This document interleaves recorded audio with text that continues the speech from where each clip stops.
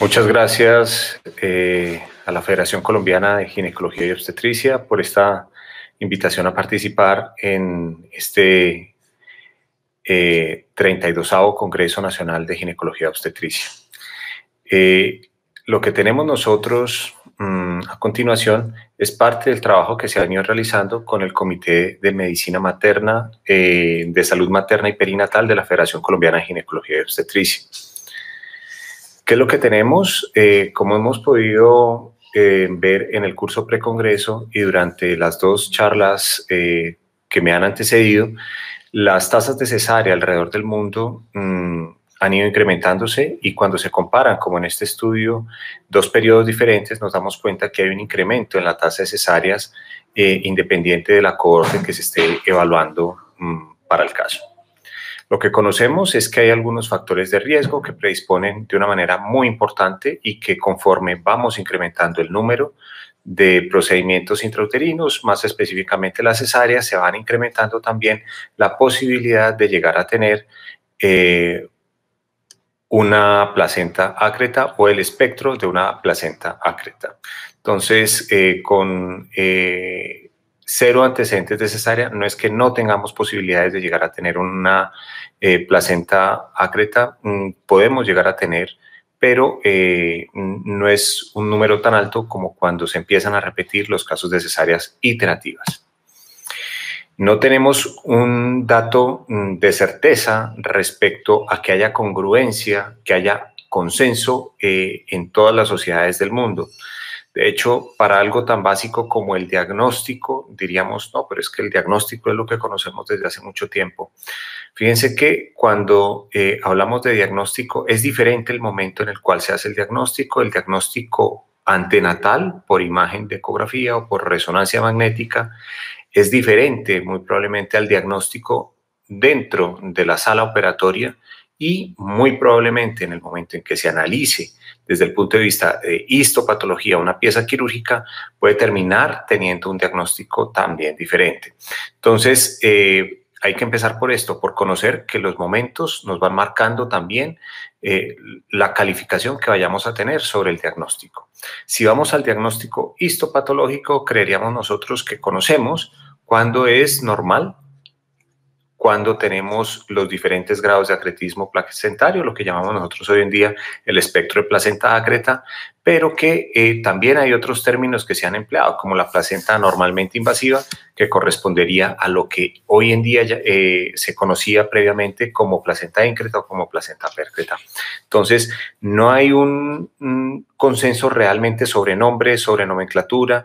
Creemos nosotros firmemente en que hay unos datos que orientan a pensar que lo más correcto es que hablemos del espectro de placenta ácreta, pero en base a todo esto vamos reuniendo información que nos va aportando ideas sobre por qué tenemos que tratar de llegar a tener documentos de consenso, y más específicamente orientados a la situación y condición de un sistema de salud para cada país. Entonces, sabemos que no hay un consenso respecto a muchos tópicos, pero sí, definitivamente hay algunos puntos de encuentro. Afortunadamente, creo que en la mayoría de puntos podemos llegar a tener un consenso bastante amplio. ¿Cuál es el problema de las tasas de cesárea? Ya nos hablan muchos estudios también respecto a cuál es el inconveniente. Este es un dato que nos habla, por ejemplo, del incremento de la morbilidad respiratoria conforme se disminuye por debajo de las 39 semanas esa posibilidad de nacimiento. Entonces, disminuyendo las semanas de gestación por debajo de la semana 39, vamos a tener una mayor probabilidad de llegar a tener una morbilidad respiratoria. Esto aplica, por supuesto, para las cesáreas selectivas también. Cuando hablamos también de la posibilidad de un acretismo placentario, nos vamos dando cuenta que se va incrementando conforme aumenta el número de cesáreas. Y que el gran inconveniente de todos estos estudios es que nos muestran que para este año, casualmente, la tasa de cesáreas, esto es en un estudio norteamericano, podría llegarse a incrementar hasta un 56%, lo cual va a llegar a tener una probabilidad de que por año para Estados Unidos 2020 podamos tener más o menos 4.500 casos de espectro de placenta ácreta adicionales a los que ya se estaban esperando. Entonces, no es algo que vayamos a pensar que es inocuo y que definitivamente va a marcar un derrotero a seguir conforme se tengan que establecer políticas de salud pública encaminadas a disminuir esa primera cesárea, que es la que finalmente va a marcar el camino del futuro obstétrico para cada paciente.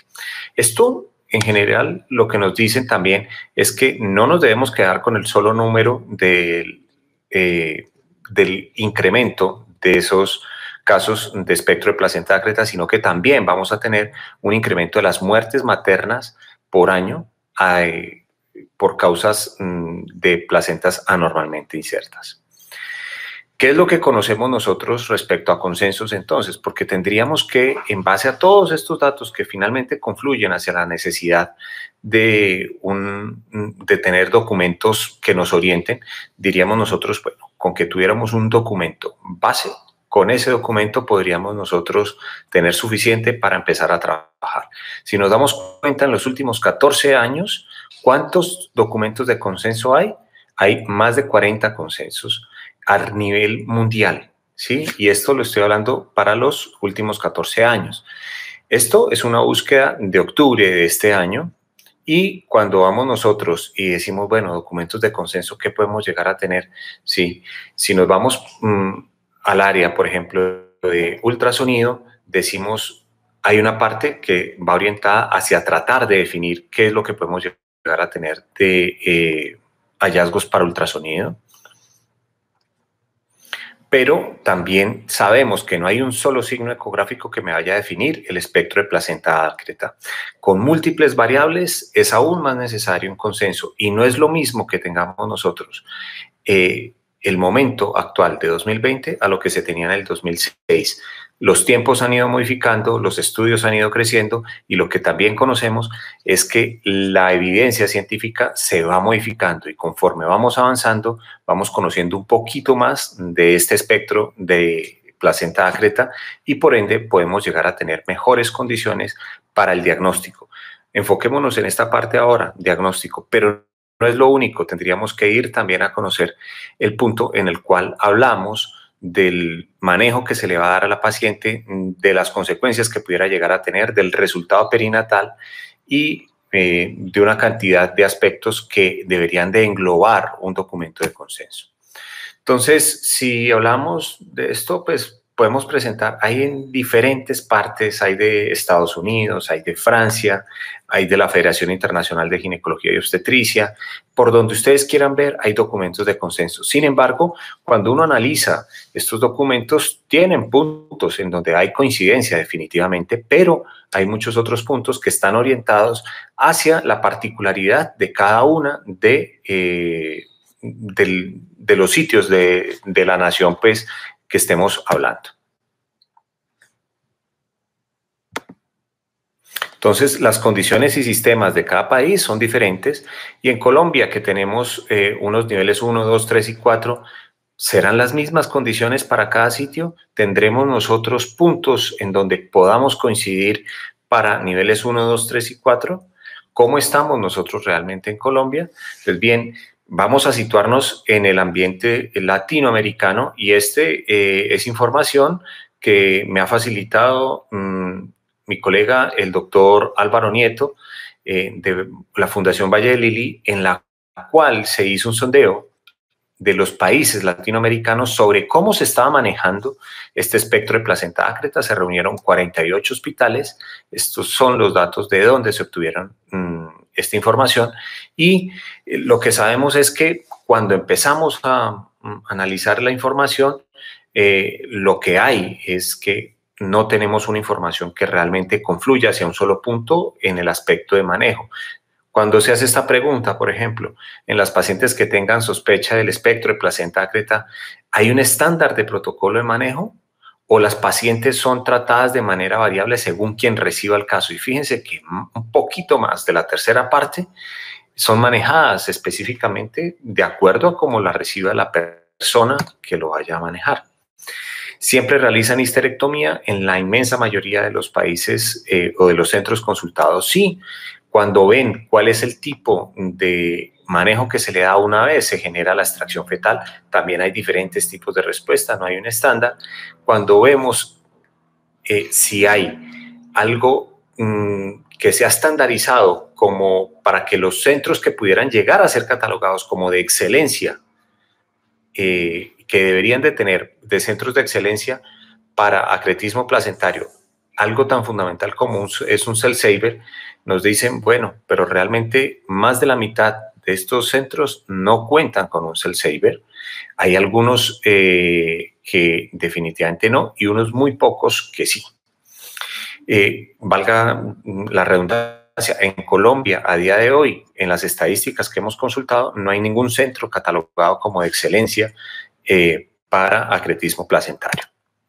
En su centro usan dispositivos de energía bipolar avanzadas, no cuentan con esto en casi el 80% de todos los casos. Cuando ven sobre el tipo de intervenciones vasculares, fíjense la diversidad de criterios que hay.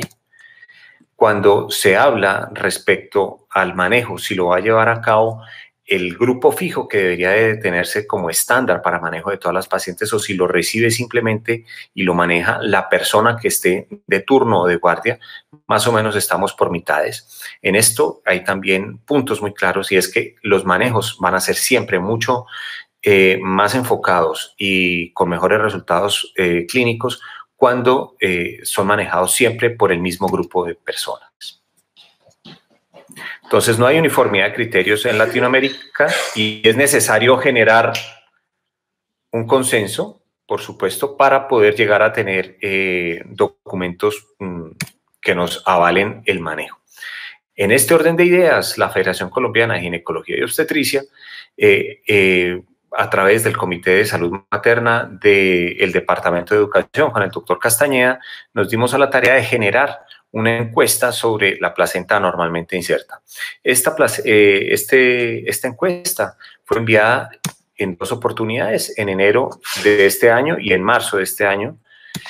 Y las respuestas que se obtuvieron, más o menos de 1.900 casos, de 1.900 correos enviados, fueron 229. De estas 229 las respondieron la mayoría especialistas, algunos subespecialistas y algunos fellows en medicina materno-fetal o personas que estaban en entrenamiento en cuidado intensivo.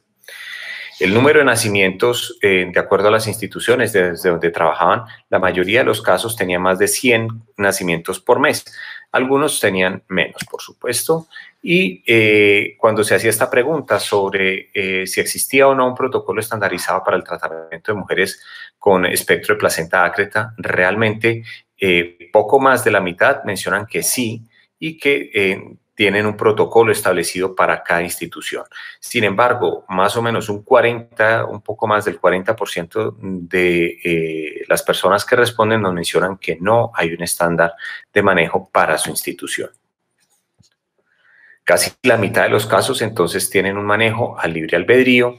¿Cuál es el tratamiento de las pacientes? Fíjense que hay una diversidad de criterio. Se remiten a otro hospital, hay algunas que le hacen histerectomía, algunas que le hacen resección parcial, hay algunos que dejan la placenta in situ. No hay un estándar tampoco respecto a esta posibilidad. Casi mitad de los casos tienen manejo a libre albedrío. En su institución disponen de una lista de chequeo, algo tan básico como que creeríamos nosotros que sitios que manejen acretismo placentario deberíamos de contar con una lista de chequeo. Pues lo que tenemos aquí es que en la mitad de los casos no hay un checklist. En la institución tienen hallazgos incidentales de acretismo placentario. ¿Qué pasa cuando se encuentran con ese hallazgo incidental? Pues en casi el 70% se finaliza la cesárea y la esterectomía con los recursos disponibles. Entonces, ante una patología de alta morbilidad y mortalidad, debería evitarse los hallazgos incidentales. Esto va orientado hacia que deberíamos de tener nosotros, por supuesto, un mejor diagnóstico antenatal para llegar a tener una menor probabilidad de hallazgos incidentales con respecto a al espectro de placenta ácreta. ¿Ha escuchado hablar de centros de excelencia? Sí, sí se ha escuchado, sí se considera que hay alguno, sí. Muchos consideran, por ejemplo, que la Fundación Valle del Lili, desde donde se emite, junto con Álvaro, con quien he trabajado mucho esto, es el centro de excelencia más reconocido para el país. Sin embargo, en las propias palabras del doctor Nieto, en Valle del Lili no se cuenta con la certificación todavía de que vaya a ser un centro de excelencia para acretismo placentario. En Colombia no existen centros de excelencia acreditados. Como médico especialista, usted ha recibido entrenamiento formal en el manejo de pacientes con acretismo placentario. Fíjense que la mitad sí, la mitad no. Al menos la mitad de los médicos tratantes no han recibido un entrenamiento formal, entonces esto es importante tenerlo en cuenta. ¿Solicitaría usted una resonancia de placenta? Entonces, realmente la mayoría piensan que aquí en Colombia, solamente en los casos que tengamos una duda sobre la ecografía obstétrica, llegaríamos hacia la resonancia nuclear magnética, pero falta claridad sobre los métodos diagnósticos, ¿vale? Si tenemos nosotros dificultades para el manejo integral, por supuesto, hay muchas dudas por resolver. El nivel de complejidad donde se elabora, fíjense que tenemos desde el nivel 2 hasta el nivel 4. Lo inquietante es que para nuestra situación y realidad, que es única y diferente, tenemos diferentes necesidades y en base a esto tenemos que llegar a plantearlo. En un capítulo del libro de Ginecología Obstetricia que se está editando a través de la Federación Colombiana de Ginecología Obstetricia, casualmente ya planteábamos nosotros esta realidad y planteamos algunos ejemplos a tener en cuenta para lo que pueda llegarse a realizar en un nivel 1, en un nivel 2, en un nivel 3 y en el nivel 4. Por esto es que consideramos que el consenso es más que una necesidad, porque nuestra realidad es única y diferente y no tenemos forma de cómo plantear un escenario extranjero para la realidad nuestra. No es que el escenario ideal no se pueda plantear para nosotros, sí se puede plantear, pero necesitamos que ese escenario ideal habituarlo para los diferentes sitios de trabajo. Si vamos entonces a este escenario ideal, que es el que plantea la Federación Internacional de Ginecología Obstetricia, fíjense que documentos de consenso, hay 5 documentos en general, en donde se plantean para la parte de epidemiología, diagnóstico prenatal, tamizaje, manejo conservador, manejo no conservador, y para todos estos puntos hay documentos específicos. Hacia donde queremos llegar nosotros entonces es hacia tener un consenso que lo hemos llegado a definir como un consenso de Delfi.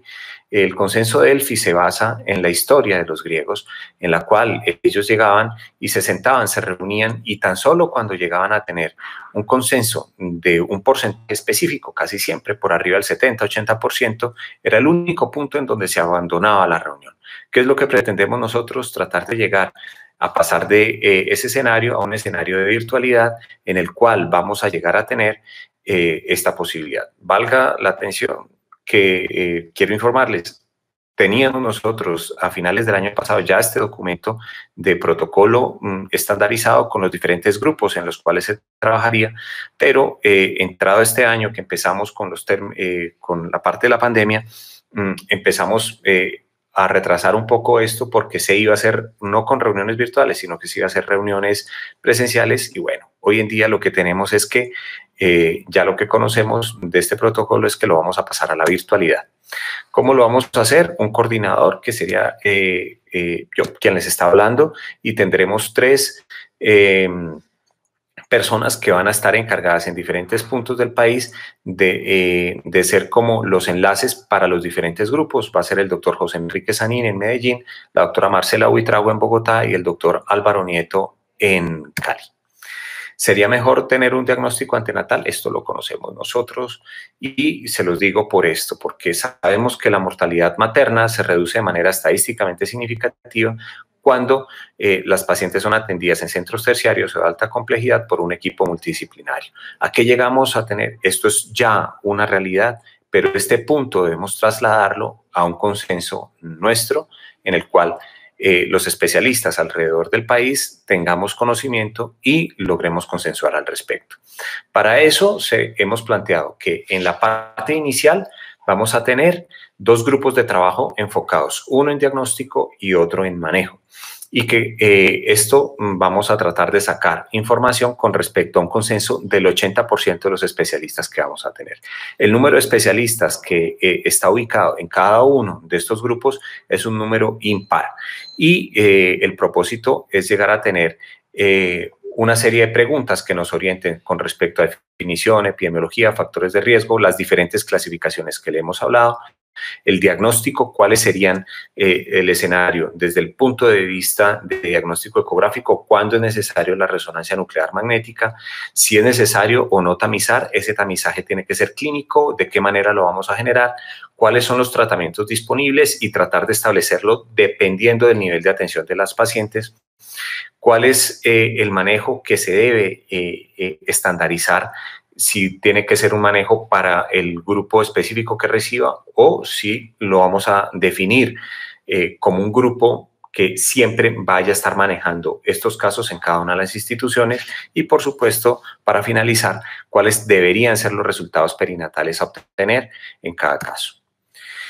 Para concluir, entonces, sabemos que el espectro de placenta ácreta es un diagnóstico complejo que requiere un manejo multidisciplinario e integral que tiene que irse habituando a la realidad nuestra.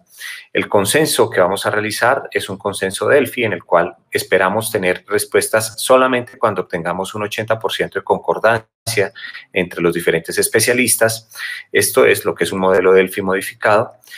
Y vamos a tener la primera ronda de nosotros de trabajo, tanto para la parte de diagnóstico como para la parte de manejo, en noviembre de este año. La entrega de resultados esperaríamos estarla teniendo para marzo del 2021. Muchísimas gracias por la atención y espero que para el próximo congreso tengamos ya resultados no solamente del grupo de diagnóstico y del grupo de manejo, sino de los grupos adicionales que vamos a ir adicionando para todo este consenso colombiano de espectro de placenta ácreta. Muchas gracias por su atención.